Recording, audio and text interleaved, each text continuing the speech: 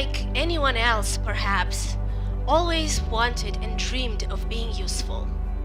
Still, in early childhood, I used to ask my mom, what could I do for her? How could I help? However, I graduated here in Georgia from Specialized School for the Blind, where, like in any other school, we were raised with the mentality according to which the only thing a young person can do is to study, study, and once more study again. Nothing else. Then, and only then, after decades would pass, after we would have gained a lot of knowledge, were we supposed and expected to be able to give back and contribute. Teachers, parents, neighbors and family friends, even our school textbooks, everything was convincing us in this.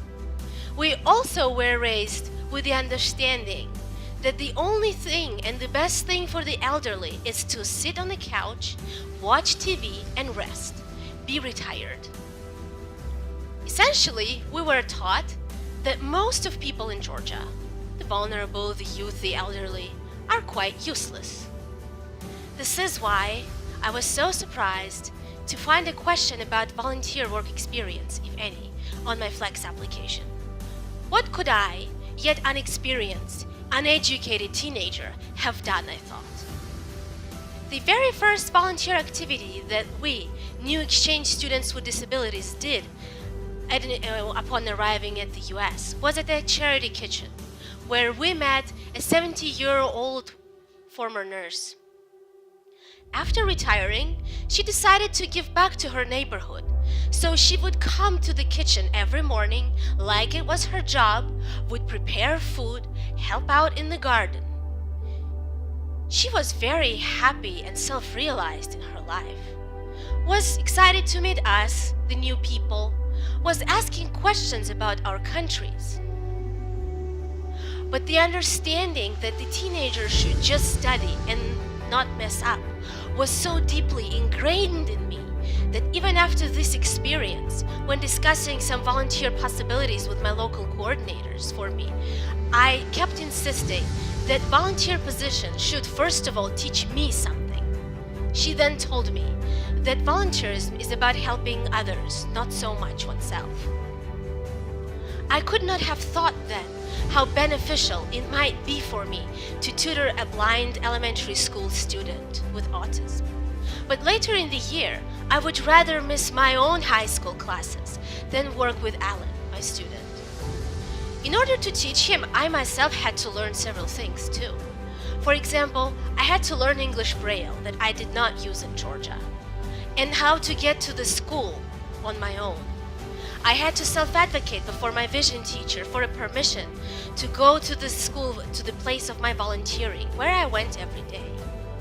Most importantly, I finally started feeling useful, as I could see and watch the results of my work, the ever-growing amount of lines Alan could read per day. Times passed. I returned back home, grew up, engaged in civil activism, longing for public space to be able to voice some important concerns regarding the issues existing in our community, and struggled to find one.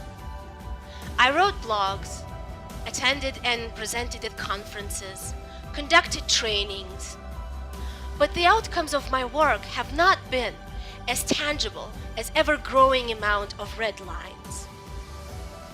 So, as I myself was longing for the space and opportunity to contribute to the public discourse, I decided to create this kind of opportunity, at least for others, by starting as a volunteer, first the show on TV named Spirit of Youth, and then one on the online radio. It was called, and it's named the Beyond Horizon.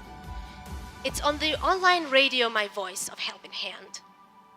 There, together with my guests, we discuss important issues, but less publicized ones, such as those related to women, youth, people with disabilities, volunteerism, and other things. These shows are double empowering for both the participants and the audience. The participants, unprivileged, regular people, see that they, if they need, can also share their stories, their views with the community. The audience sees people like them speaking out of the TV and computer screens to them. Watching and listening to your peers is empowering. It gives you a sense of equal opportunity. It makes you feel that if you have any concern or any idea, you too can share it with the rest of the public. You too can contribute to the agenda, the social, political, and economic agenda of your country. And here I am, in the beginning of my journey again, trying to see the results and the outcomes of my work, the worth of it. There will always be challenges, but most importantly, solutions. One last important thing that I have to mention is that the youth, including me, can be not only our present. The all elderly can be not only our past.